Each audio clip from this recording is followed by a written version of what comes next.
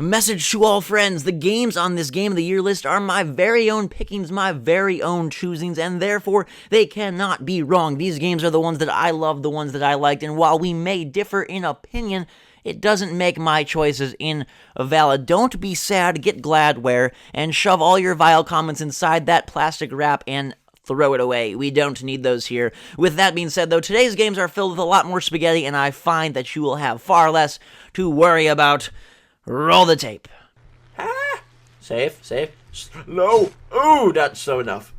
I don't know how I feel about this Santa Claus beard thing. It's just all up in my... too fast. Try it again. Okay, sorry. God dang, it's impairing my... Number 7 for 2012 is The Prince of the Generic.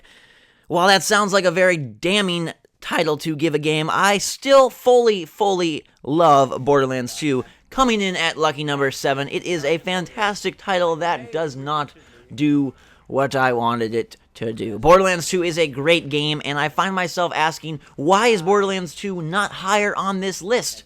Let me tell you the ways in which it underwhelmed. I did not feel like Borderlands 2 did enough to evolve beyond its first title. In my mind, I get Borderlands 1 and Borderlands 2 deeply entrenched. I think Borderlands 2 is a much better game. I think that the mechanics are refined, improved. I think a loose story went from all over the board, unraveled, to a little bit tighter. I think that the character variety is far better. I think the locales are much more diverse, much more enjoyable. I even think the mission structure is a lot tighter and a lot more fun and focused, but I don't feel that there are very many wow moments. I don't feel like there are very many new improvements that let me say Borderlands 2 is a top 5 or top 3 or top 1 game. It sits very firmly at number 7 for me because it does not do anything above and beyond the ordinary. And when I say ordinary, I mean very good. It's the perfect example of a 2012 game, something that succeeds in almost every area except the one that makes you go and fall over and dream of princesses and rainbows and unicorns and hot cocoa cakes and baths full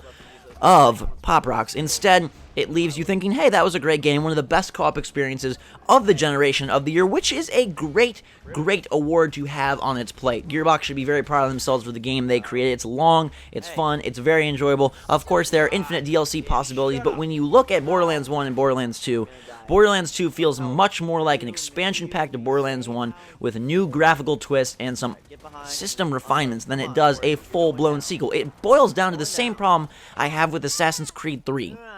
These games are good, they don't do anything glaringly, obviously terrible, but they also don't do anything that makes me really, truly smile and have that glint in my eyes that says BioShock or Uncharted 2 or Assassin's Creed 2 or Half-Life 2 or Left 4 Dead or Mario 64, any of these games that really stand out in my memory when I think about my history with gaming. Borderlands 2 is really fun, and that's about as far as it goes for me. I did not enjoy the end game. I think most of the bosses in that game are really quite poorly designed. I think it boils down to finding a piece of cover to hide behind and sitting and popping away. I did like the variety in guns, but I did not like the variety in enemies. Robots are boring to fight.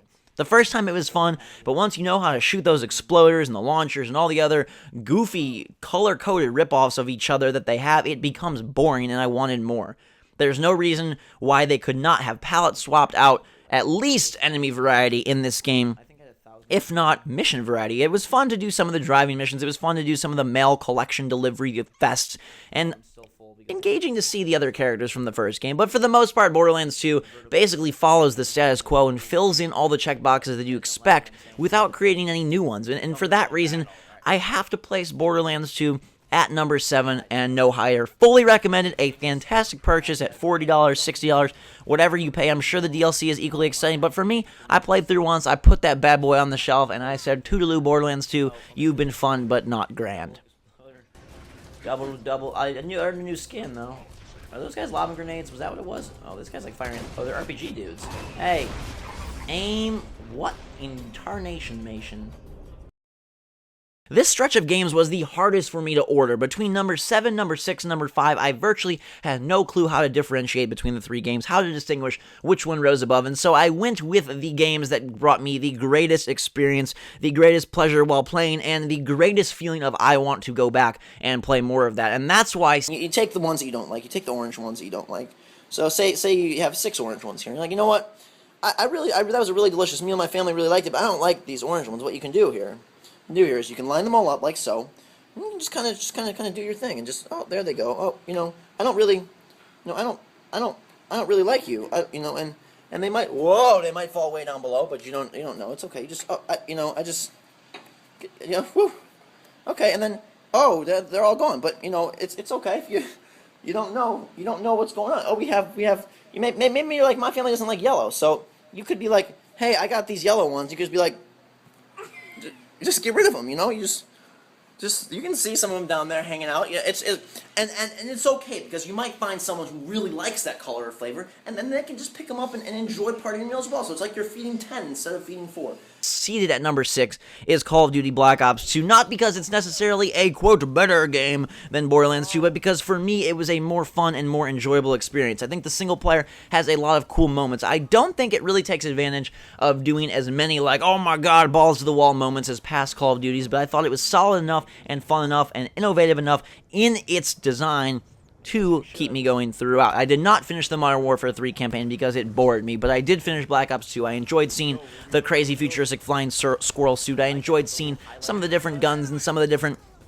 things that they pegged with the different decisions. Well, I feel like the decisions were kind of underdeveloped. I didn't really ever even know when I was making a decision. You can go read the fan forums and figure out, oh my god, Ghost, you made the wrong choice, or here's what you could have done. But really in the game, man, if I didn't hear those talking points before, if I was just fan number 6 playing Black Ops 2 for the first time with no Nintendo Power, no Kotaku.com, no Game Trailers TV, I would not have even known I was making choices. I would have thought I was playing a pretty darn linear game without much to go on. The Strike Force missions were pretty underwhelming as well. They were fun at first, but after 1 or 2 of them, you didn't really get much juice out of them. Where Black Ops 2 shines is multiplayer. The innovation comes in the form of the 10-point skill picking system. I love being able to modify my class, and I find myself much more drawn back to multiplayer than ever before, because I feel like I can control my fate with a much higher degree than I ever could before. Being able to select exactly what I want, exactly when I want, exactly where I want, makes me feel like I am a Call of Duty pro, even though I'm not.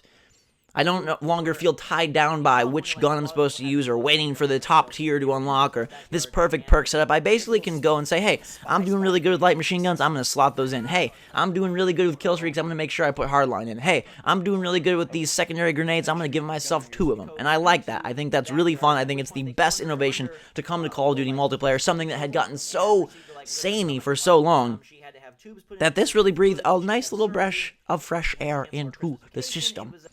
Black Ops 2 is infinitely more enjoyable for me than Modern Warfare 3. For some reason, I just like the Black Ops franchise more than I do the Modern Warfare franchise. I think it has definitely eclipsed what Modern Warfare 2 did for me in terms of personal enjoyment, and now I can safely say that Black Ops is my favorite Call of Duty brand of all time. Zombies is equally fun, although I don't think it's as good as Black Ops 1. There are definitely some glaring omissions. I would much rather have seen the party games return, the gun game, the one in the chamber. Those things were some of my favorite moments with friends in Black Ops 1, and I'm sad to see them relegated to basically a tertiary playlist in Black Ops 2. Zombies, the transit mode is interesting, although, again, I feel like they try to go too complex with some of these things. Simplicity is king in a lot of gameplay systems, and that would have better served Infinity Ward here with Black Ops 2 if they would have just given you a slew of maps, bigger maps, better, like, secrets and challenges. Farm is honestly like the size of my bedroom. I don't know why anyone would want to play that game beyond level, like, 4 or 5. It gets so boring so fast. Everything is all laid out for you. I really like transit mode, what it's trying to do, but I don't like it in practice. I'm much more a fan of the larger, more secret-filled maps from Call of Duty Black Ops 1. But without further ado, Black Ops 2 is a fantastic game, and one that deservedly sits in at number 6 on my list. Only major complaint is that it's very similar to previous games. As you may have noticed, I slotted in some Black Ops 1 footage into this video. Did you even catch it? Whether you did or didn't, I don't know, but all I know is that they feel similar, and that's why it didn't rise any higher. Perfectly situated at number 6. 2 games done. What awaits in numbers 5, 4, 3, 2, and 1? Again, these videos are one takes. They are my own unscripted thoughts on these games. Please remember that when you go to comment. I'd love to hear your thoughts on what you thought of Borderlands 2, what you thought of Black Ops 2, and if you feel like they deserve to be higher and lower. But please keep those comments to a brain minimum of decently reasonable. There's no reason to hate on me or hate on my choices just because you didn't like the games or just because you thought they were fantastic. Everyone's going to have different opinions, and what makes this whole thing fun is seeing the opinions of others, not making sure that everyone's lined up exactly. We do not want an army of those dang robot drones from Borderlands 2. Like I said, this was the most difficult series of games to play. So when you see number 5, you'll fully realize why I had such a heck of a time deciding between 5, 6, 7, where they should go, how they should be ordered. And like I mentioned, I basically boiled it down to, when I sat down with the game, which did I enjoy more? When I sit down now and look at that game on my shelf, which am I more inclined to pick back up and play? When I think about 2012, which game am I more glad to have played? And that's why Borderlands 2 fell below Black Ops 2 for me, because it felt like so much a retread of Borderlands 1. And I love Borderlands 1. It fit way higher in my Game of the Year list when that game came out than Borderlands 2 did, for the very reasons I explained in this video. Thank you guys so much for watching. If you are enjoying, hit that like button, add your favorites. It means a ton. These videos are a whole lot of fun to make, and I hope you are enjoying them as well. Until the next time when we cover number 5 and number 4, drink some matcha, have a fantastic day, guys and girls, and we will see you all later.